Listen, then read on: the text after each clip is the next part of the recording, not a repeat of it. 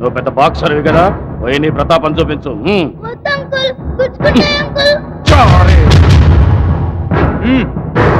కొట్టు.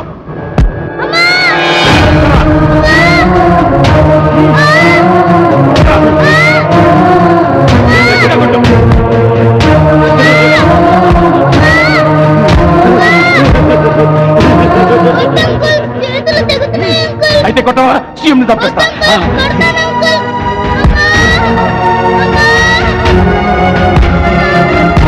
కొట్టు కొట్టు కొట్టు కొట్టరా కొట్టరా.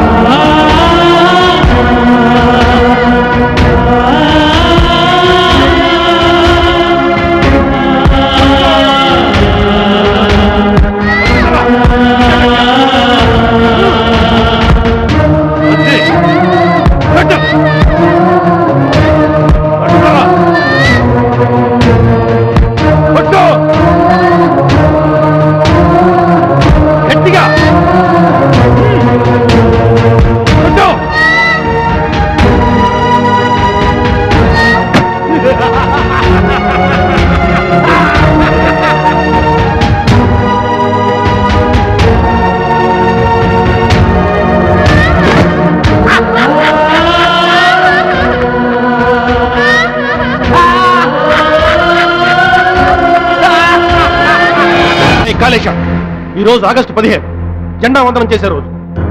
మా భారతీయులకు పెద్ద పండుగ. యావత్ భారతదేశం ఆనందంగా గడిపే రోజు. పిల్లల్ని అలా ఎందుకు హింసిస్తాం? నీకు కావాల్సిన అర్థమేగా?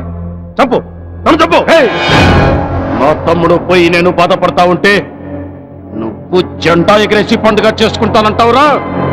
ఓ జాతీయ పతాకం. జాతీయ పతాకం మీకు కన్నా తల్లి లాంటిది కదూ.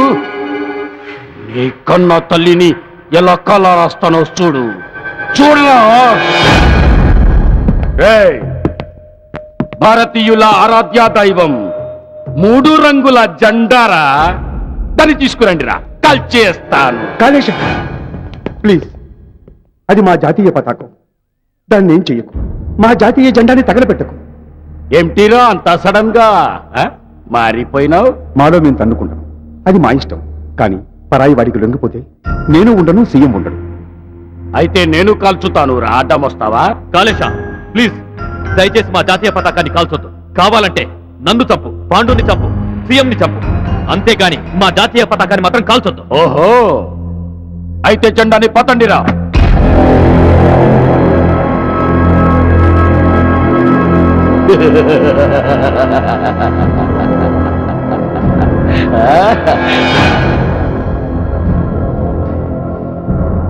కాళేశ ప్లీజ్ ఒక్కసారి ఆలోచించు. నాకు ఆలోచించే టైం లేదు, మీకు ఆవేశం తగ్గడం లేదు. అప్పుడేం చేయాలి? మార్గయా నువ్వెందుకు?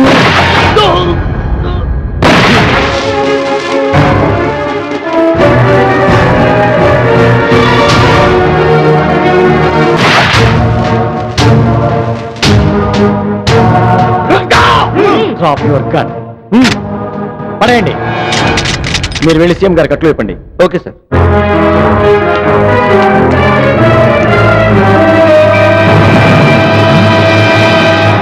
అంకుల్ ఆయన చంపద్దు అంకుల్. మీరు కనుక ఆయన చంపితే నేను ఈ రివాల్వర్ తో కాల్చుకుని చచ్చిపోతాను అంకుల్.